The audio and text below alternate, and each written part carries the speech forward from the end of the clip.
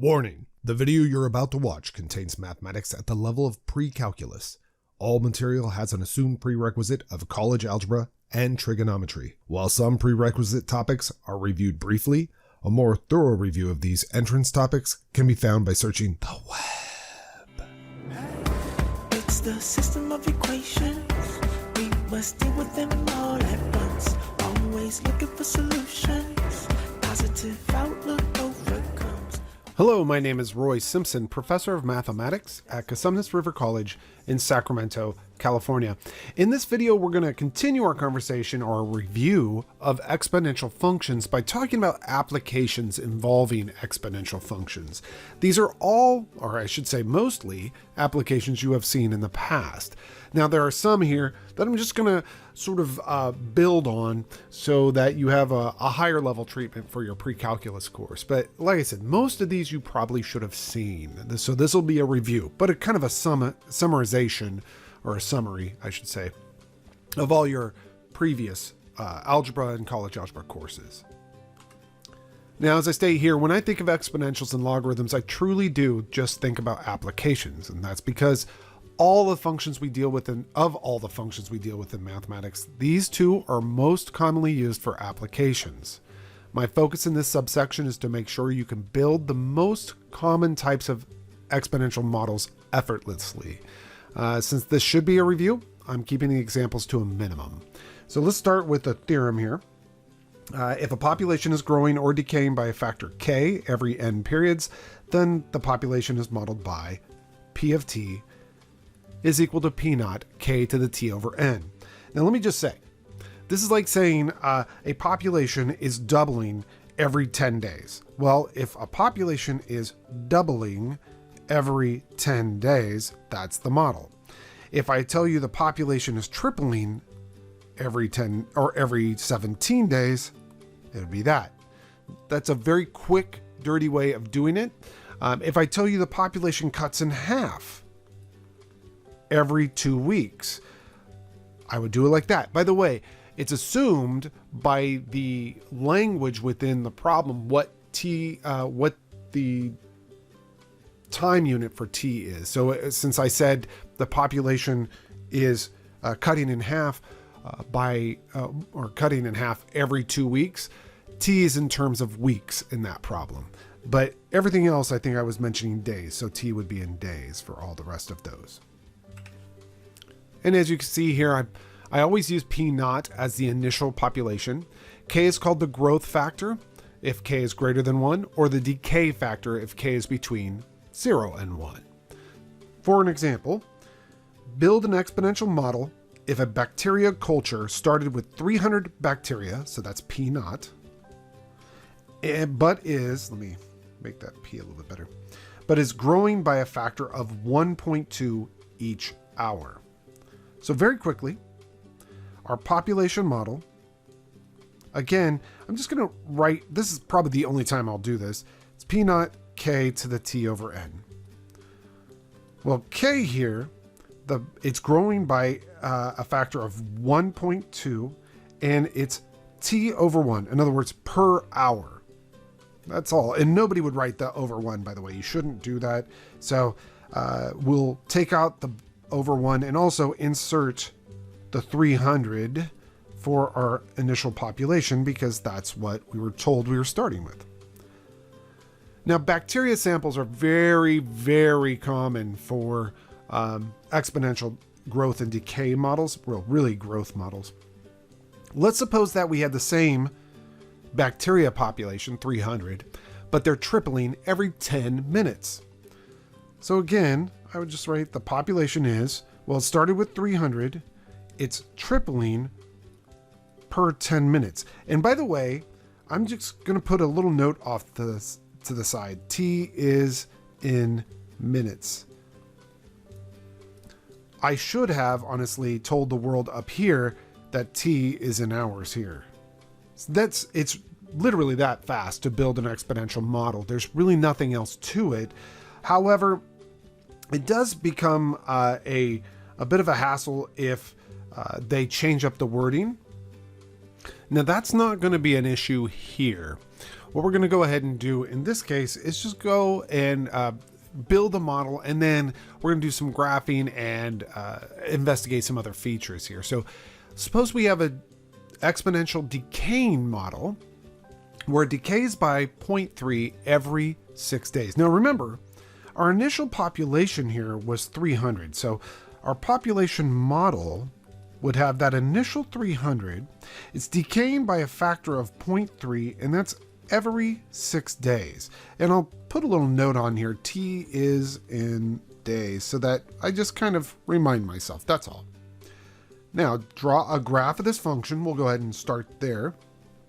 A graph of this function requires us to really understand how to write this as an exponential to the t power, not to the t over 6, but just to the t power. So I'm going to rewrite this as 300 times something to the t. Remember laws of exponents, that would be 0.3 to the 1/6 and then raised to the t power. And 0.3 to the 1/6, I'm just grabbing a calculator because, well, I can't do that type of math in my head. That is going to be roughly 300 times 0.818. I'll just do that, 0.818 to the t. Again, very roughly. What does that mean? Actually, I'd like to investigate what that means.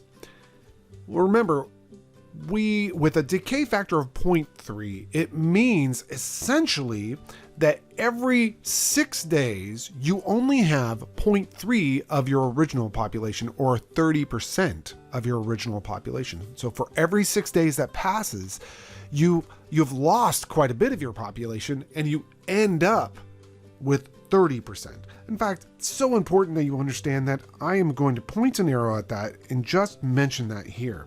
So I'll write this down. It's just that important that you really understand that after 6 days, you magically multiply by 0.3, which means you are taking 30%. You have 30% of that population remaining. Another way to think about that is the following. Since 0.3 is the same thing as 1 minus 0.7, we essentially are saying we have one full population, but we're losing 0.7 of it. So we are losing 70% of our population every 6 days. That's really what that means as well. So that's the first part I want to draw your attention to. The second part is that if you take out the every 6 days concept and pull it inside of here, inside of the exponential, then if you approximate it, this means that every day we end up, so notice I didn't say every 6 days, it's every 1 day in this picture, we end up only having 81.8% of our population from the previous day. So there are two ways, again, to think of that. The first one is exactly what I said. Each day you end up with 81.8% of the previous day's population.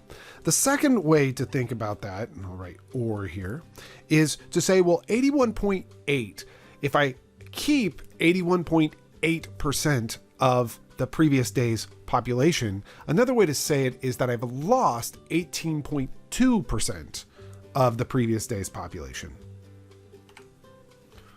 And that's what I'm saying right there.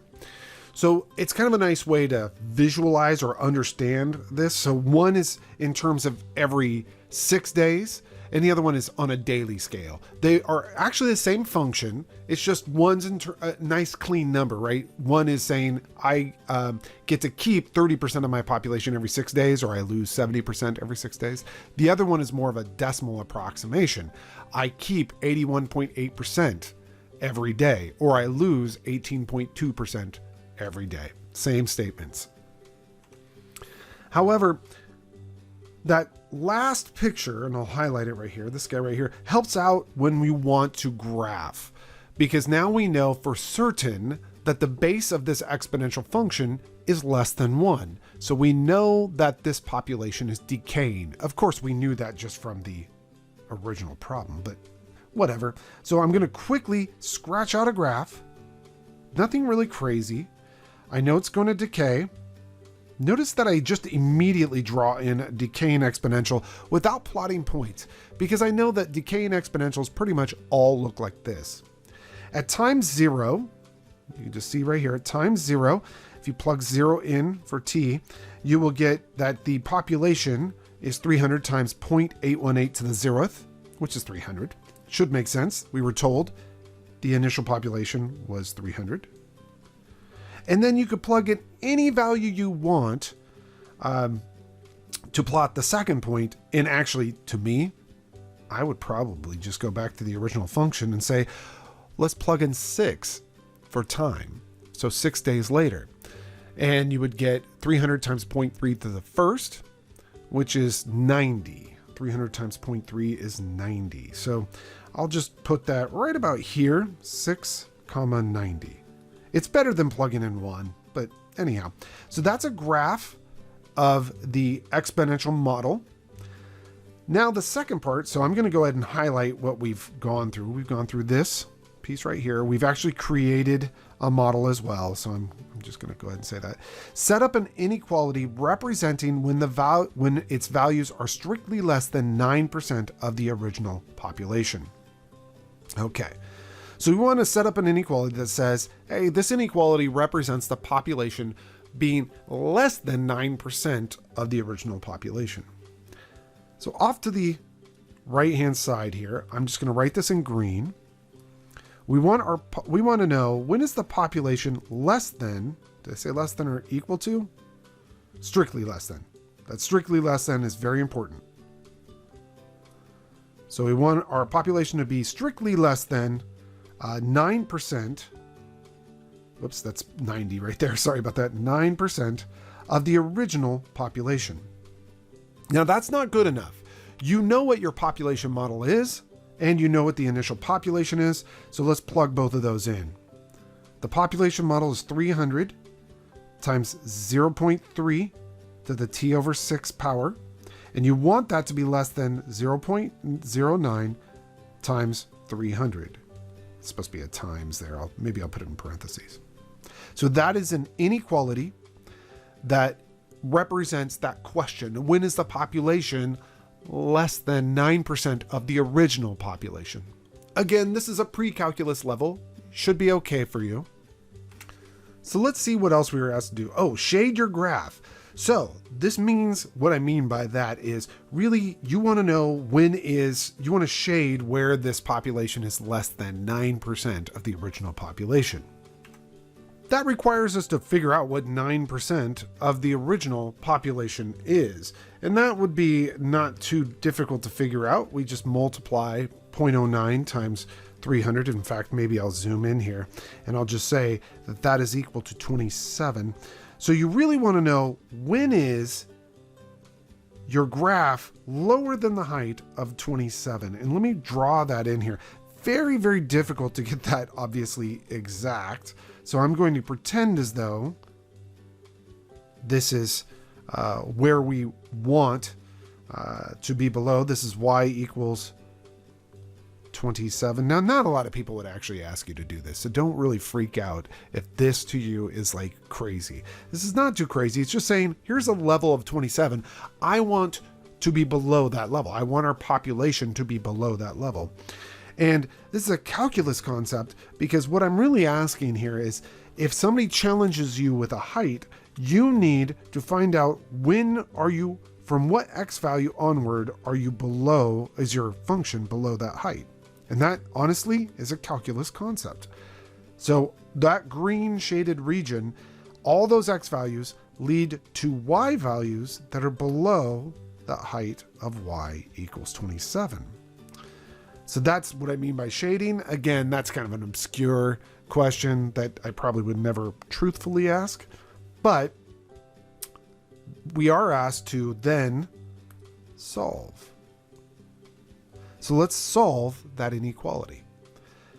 Now, I specifically set up this problem so that you don't need to work with logarithms.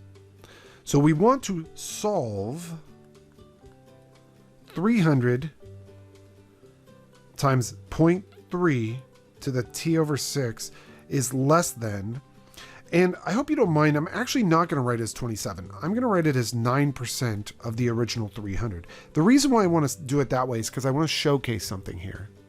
If you would have divided both sides of this by 300, which is what we're going to do, I'll say divide by 300, you get the following. 0.3 raised to the t over 6 power is strictly less than 0.09.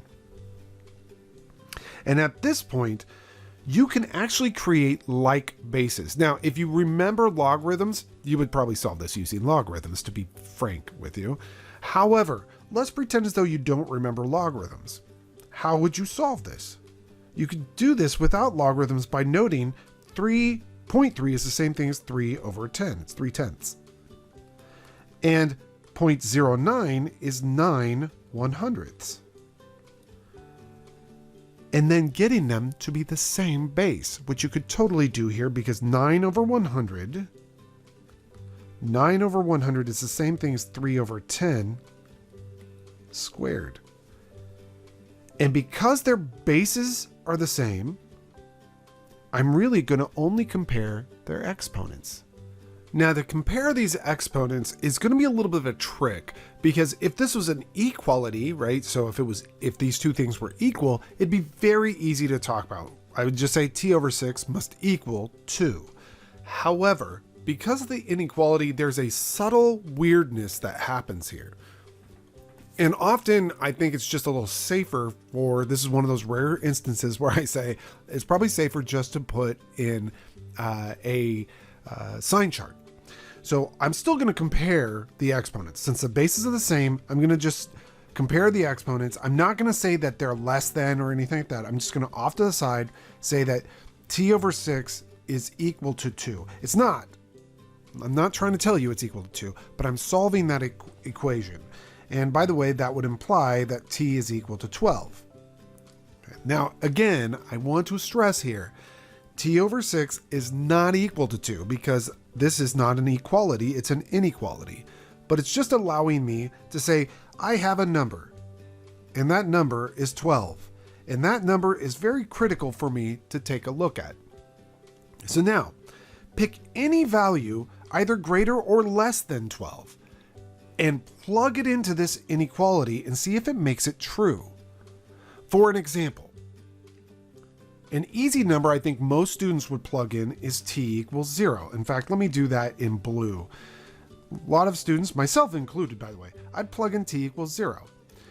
If t is equal to 0, we'd have 3/10 to the 0th. And the question, and that's 1 by the way, the question is that less than 9/100ths, which is this 3/10 being squared?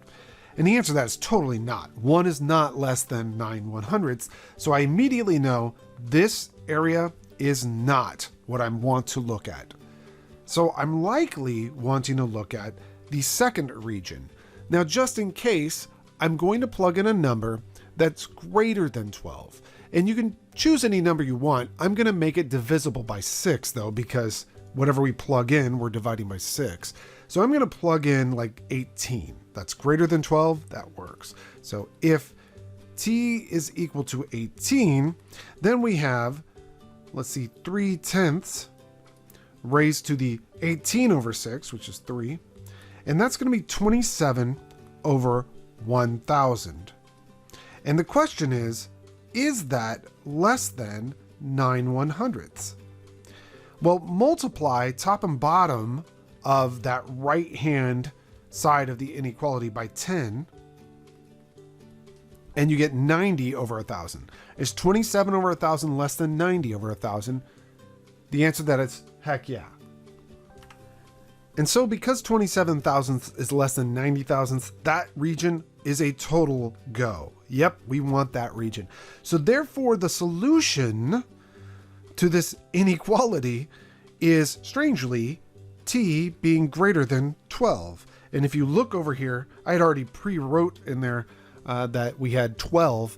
We want our time values to be greater than that so that our function is below this red line, the level that we're trying to get below. So that should make sense. It's a little bit of a haul on that, but that is pre-calculus level. There are several other ways, obviously, to solve that, but I think number line or sign charts are really nice ways to do inequalities because there's a lot of danger with inequalities. Okay, so we spent all that time going through and dealing with population models where we have a growth or a decay factor. Now we're going to deal with a growth or decay rate. So if you notice, I'm going through these in groups. The first group was all about the growth and decay factors. This group is going to be, or this conversation is going to be about growth and decay rates. And these are really popular. So people usually say like our population is growing by 6%, or the US population is growing by 2.5% annually, or the world population is decaying by 0.3% every year, or something like that. So people talk in percentages all the time. So you need to work with those, right? So if a population is growing or decaying, doesn't matter which, by a rate R every n periods, then the population is modeled by almost the same exact model. In fact, if you think about it, it is like P naught K to the T over N. It's just that the K here, or the base, has been changed to be 1 plus or minus R. It's a plus R if the population is growing at that rate. It's a minus the rate if the population is decaying. So for example, if you're losing 3% every year, it's 1 minus 0.03. Losing 3% means you're retaining 97%. So 1 minus 0.03 is 0.97. So every year you retain 97%. We'll see that in examples. And then the rest of these are just words on a screen, right? P naught is the initial population, as it always will be. R is called the growth or decay rate. And the sign of R is positive if the population is growing, or negative if it's decaying. So let's just run through and build an exponential model of bird populations, right? So build an exponential model if a bird population is growing at a rate of 3% per year. Notice that I did not give you an initial population. So what? Nobody cares about that. I'll just put P naught. And it's growing, so 1 plus, at 3% per year. Of course, nobody would write that over 1. So we are going to do our arithmetic here. Always remember you're held to your arithmetic skills. Do not write 1 plus 0.03 and just leave it like that. You want to group that together as 1.03. And don't write T over 1 and leave it like that. Clean it up. You have had arithmetic for a reason. Use it. Right? You would never walk into a store and say, I have $3 over $1. That's a weird thing to say. Or if somebody said, hey, this is going to be $1.27, you're not going to say, I have $1 plus 27 cents. You're not going to say that, right? Okay, so anyhow, that's the population model for a population of birds growing at a rate of 3% per year. Suppose instead that same bird population is decaying at a rate of 11% every 3 years. Again, a model. You don't know the initial population, it's not that big of a deal, but you're losing 11%, and that loss occurs every 3 years. It's not as if all of a sudden on the 3rd year date, 11% of the population dies off. It decays slowly over that time. However, at the end of 3 years, 11% of the population will have died off. Again, do your arithmetic here. This is P naught times 0.89 to the T over 3rd power. You're welcome to actually combine. I wouldn't do it, but you're welcome to say that this is P naught times 0.89. Oops. Let me write that the proper way. To the 1/3 power raised to the T, and then grabbing a calculator. But I just don't think that's a very smart way to do it. I think it's much better just to leave it like this black ink right here. So I would prefer that personally. I think it's just a much better way of writing it. And then part C, what if you have that same bird population, but it's increasing? So same initial population, but it's increasing by 115% every 5 years. Well, 115% as a decimal is 1.15 per 5 years. And of course, that can be obviously simplified through arithmetic as 2.15 to the t over 5 power. Every time I see an exponential model, I immediately create a story about it. So when somebody hands me, or if I see an exponential model, if a student is creating exponential models and they write something like this, oh, PFT is equal to 115 times 0.73 raised to the t over 7th power, I immediately create a story. I say, well, there were 115 people that went on this cruise vacation and people got sick. And the number of people who survive is modeled by the following. 73% remain every 7 days. So after a week, which is 7 days, only 73% of that 115 people still remain.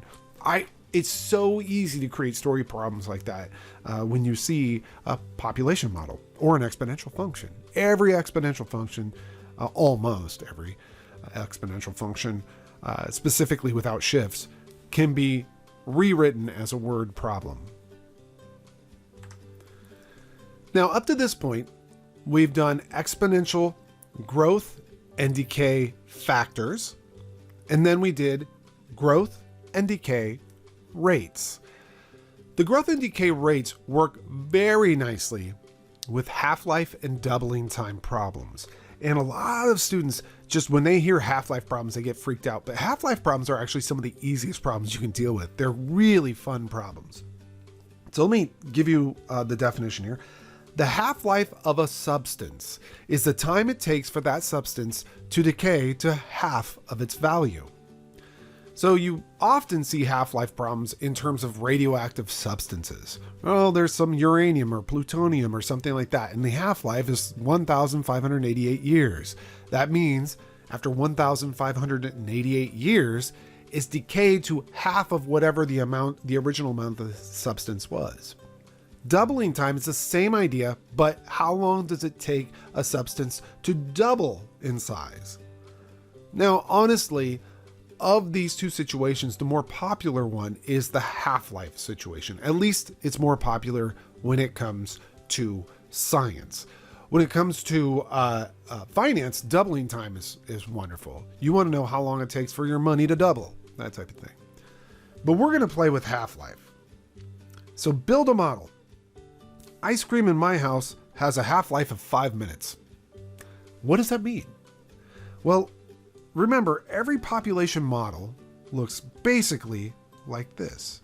P of t is equal to P naught times some base, I'll call it B, to the t power. There are modifications on parts of this, like the base itself can be modified. It might be 1 plus or 1 minus or whatever. The exponent can be modified too. If somebody says this happens every 7 days or every 5 hours or every 5 minutes, which is what I'm saying in this case. So let's go ahead and start with this base model and then modify it.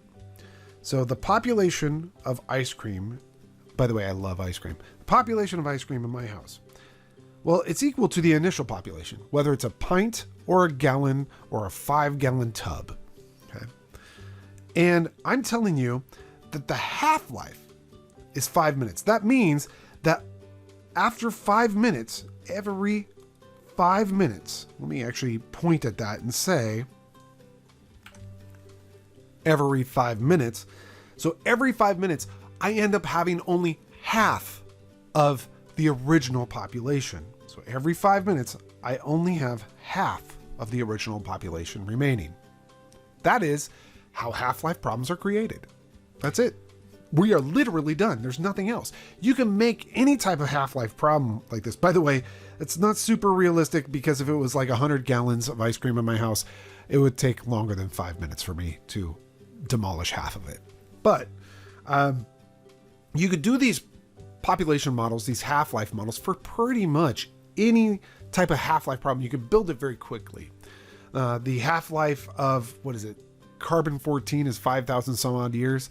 So somebody told you that, you would just say the population just splits in half every 5,730 years or whatever it was. That's just a random guess. I think that's actually right, but I could be wrong. But that's not the point of this example. But that's how you build half-life models. Very fast, isn't it? Super nice. Now, I actually do have a doubling time on this very same page. Let's build a model. This is kind of apropos. COVID-19 initially had a doubling time of 3 days. It's now around 40.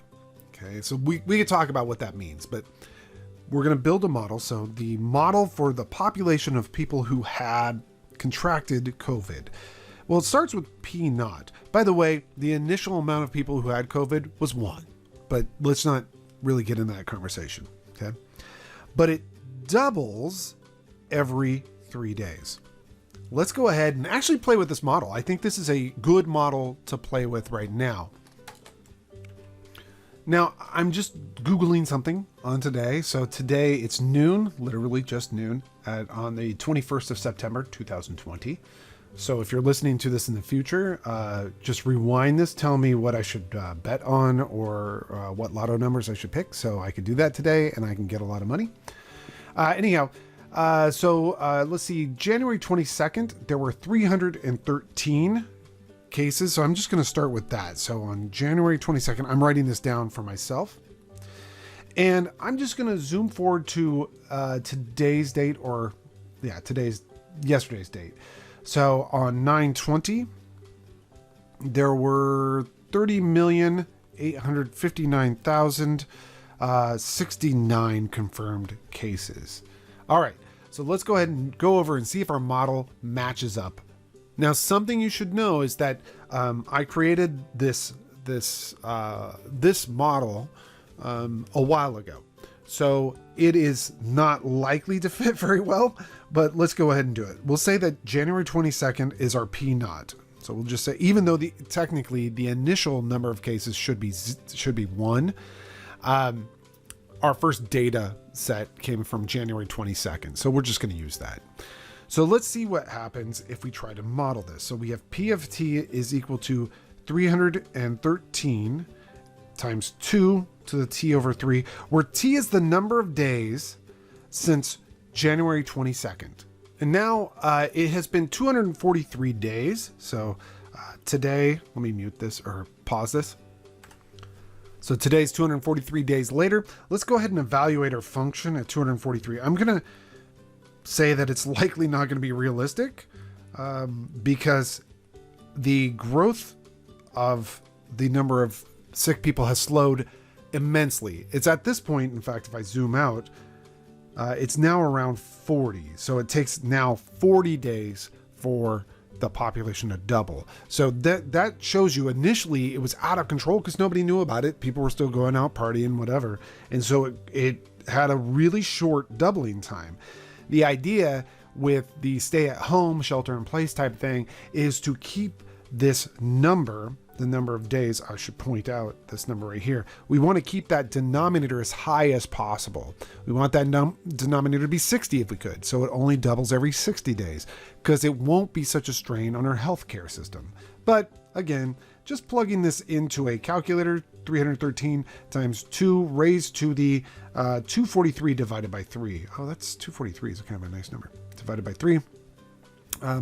Yeah, no, that's absolutely not realistic. We don't even have that many people on the planet, but let's just pretend 7.57 times 10 to the 26th power.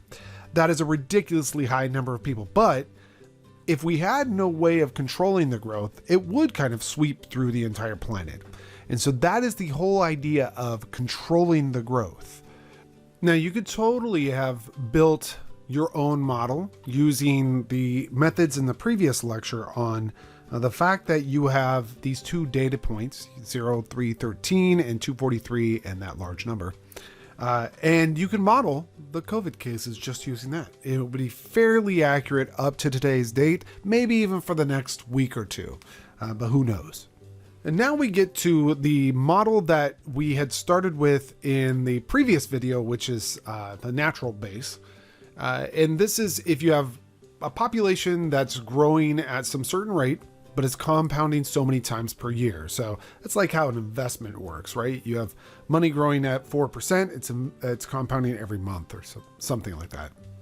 And since we've already showcased that population model, it's not a big deal to say, that there you have it.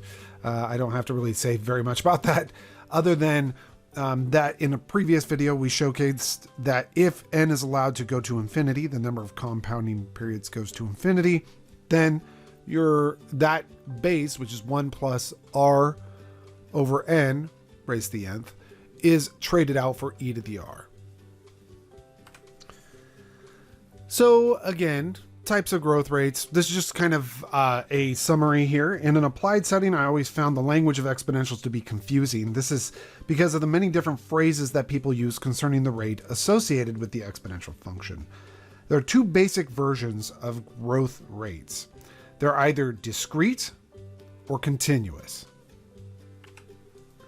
So the discrete form, this is what we've been talking about, where it's p naught b to the t, where b is 1 plus r over n. The r is referred to as the annual growth rate, or the rate, or the nominal rate. That's what you would hear that commonly referred to as. On the other hand, with the continuous form, p naught e to the rt, they call the r the relative growth rate, the continuous growth rate, or the exponential rate of growth. So this page that I'm showing you right now, it's probably a good idea to write this information down, because again, if somebody's talking to you and they say, oh, there's an annual growth rate of blah, they're really telling you to use the discrete formula, where the base is 1 plus r over n. If they said, oh, it has a relative growth rate of 6%, then they're telling you to use the exponential form. Don't yell at me that the world has decided to create all these different ways of saying the same thing. It's really confusing at times. So I just like to have a single page that showcases how to clarify some of that. So therefore, if someone tells you that the relative growth rate of some population is 6%, you know the base equation is P of t is equal to P naught e to the 0.06t, because it's the relative growth rate. You use the base e. If someone said that the nominal rate is 10%, but it's compounded monthly, you know it looks like P naught times 1 plus 10% over 12 raised to the 12t, because nominal rate is discrete. So I know it's terrible. I totally get it. Another phrase you'll commonly hear, especially in finance, is the effective annual rate, or the effective annual yield.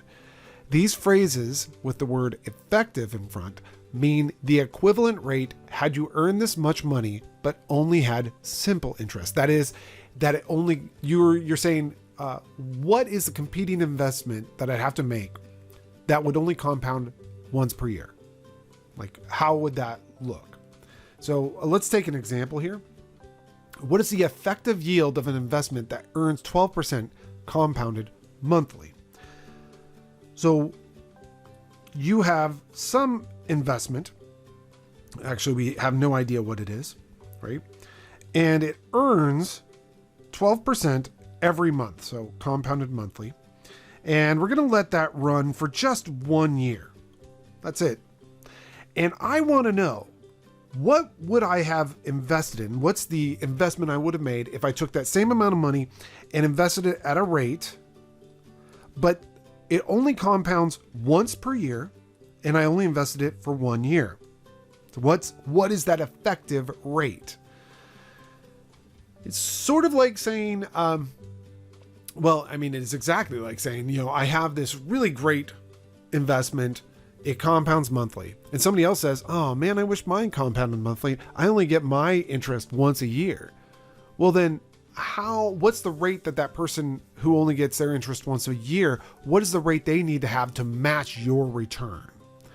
And the way you do this is you solve this equation. Divide both sides by P naught. So dividing by P naught, you get this beautiful, I'm going to zoom in a little bit, 1 plus 0.01, because that's what 0.12 divided by 12 is, raised to the 12th, is equal to 1 plus r. Now, if you look at that, that's actually not terrible to solve, because this is just 1.01 raised to the 12th, and you're going to subtract 1. That will be r. I'm going to go ahead and grab my calculator. 1.01 raised to the 12th power, and then I'm going to subtract 1. I get the following. R must therefore be 0.1268, or in other words, 12.68%, roughly. If you have an investment that compounds monthly and you get 12%, and I have an investment and I'd like to get the same amount of money at the end of the year as you do, but my investment only compounds at the end of the year, I need to invest in a higher rate investment to match you, because compounding gives you more money. So I need to have a higher rate to match you. So when somebody gives you an effective yield or effective rate or all these other things, annual rate or effective annual rate or effective annual yield, what they're basically saying is this is what you would need to earn to match somebody else who's getting 12% compounded monthly if you had your investment compound only once per year. So it's going to be higher. Your effective rate is going to be higher. You have to earn more interest to be able to keep up with somebody who's compounding, whether it's monthly, daily, or continuously. Now, the last part of this lecture is really just about logistic growth, which is realistic growth models. So I'm going to read the first part, but I'll kind of expand beyond that. Unrestricted exponential growth is unrealistic. Environments cannot sustain continuous growth, and populations begin to suffer from loss of resources and habitat competition. As such, we need an adjusted exponential model where the growth tapers off due to competition. That should make sense. For example, COVID-19. That cannot grow without bound. We only have so many human beings on this planet. So it may grow exponentially at first, something like this, but then eventually it'll taper off and it'll reach a plateau. And that plateau need not actually be the population of the planet.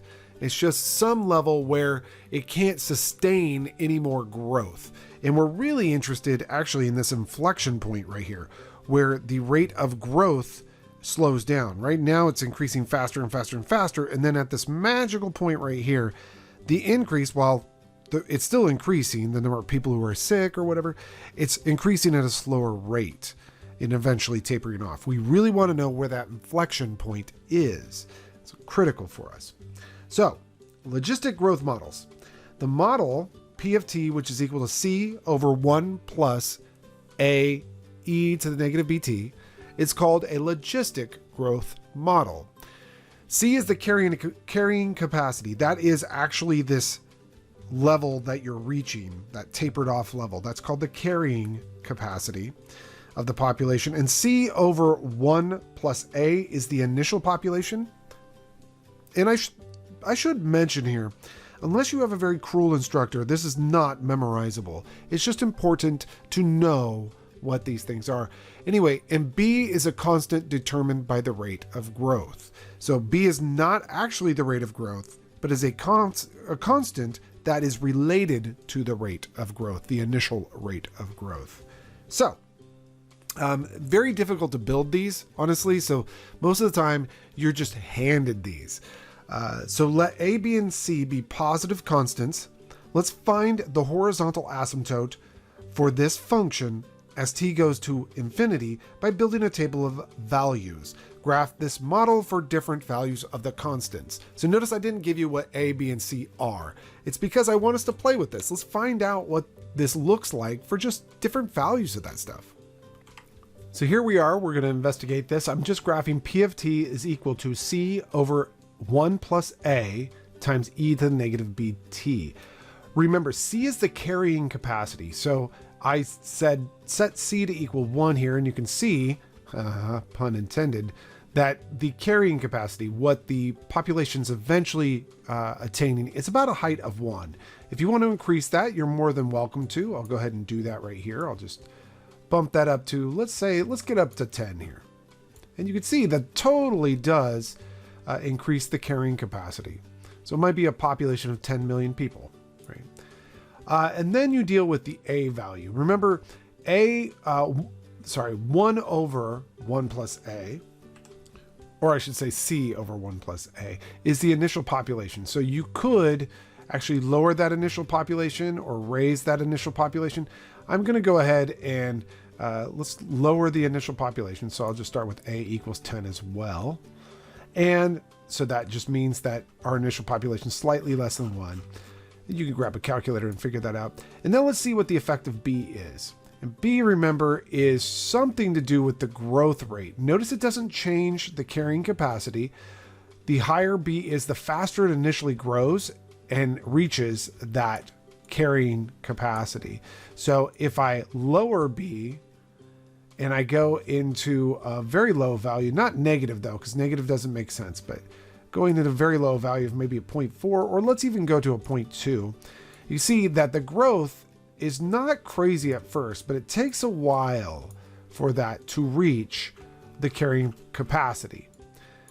Now, I could, for an example, change this to be in terms of millions. So let's say I just change this to 33 million, because we did have an example earlier where we looked at the COVID cases and we said, oh, well, right now there's 33 million cases right now. And so we might use this to model how the COVID infections are going as time goes on. So I might want to lower, if I want to lower that initial value, maybe I'll do this. A goes from 1 to 100. Let's start with that. And let's just lower that initial population a little bit. And you can see that as time goes on, it increases. Maybe we want a very rapid increase or a slow increase. If you want to adjust this accordingly, I'd probably do this from b equals 0.01 to 1 in steps of 0.01, 1/100th, and just to see what this looks like. And you can kind of see. Anyhow, this is logistic growth. Very much more realistic. And it happens when you have populations fighting for resources. So you might have this population of wolves in a forest that's growing and growing and growing, but as they attack all their food sources, well, the population eventually becomes more stable because they run out of food. They can't give birth to more pups. They just kind of maintain a level in their population, of a static level of maybe 33 of those wolves or something like that. So it's a really cool kind of idea. Notice that I didn't really spend a lot of time on this, mainly because when you're asked to work with logistic models, they give you the logistic model and they ask you to evaluate it for different values of t. At this point, you should be okay with that. Plug in different values of t, figure out what the outputs are, that type of thing. So they're not really mind benders of problems. We will deal with solving logistic growth models for specific populations later on. It's the system of equations. We must deal with them all at once. Always looking for solutions. Positive outlook overcomes obstacles getting in our way. Cause affects more than we can sometimes see. Things for what they are and work together until you feel at peace. Says, listen close. Don't talk too much that isn't kosher. You may really hurt inside. It doesn't justify you to speak too loud and cry.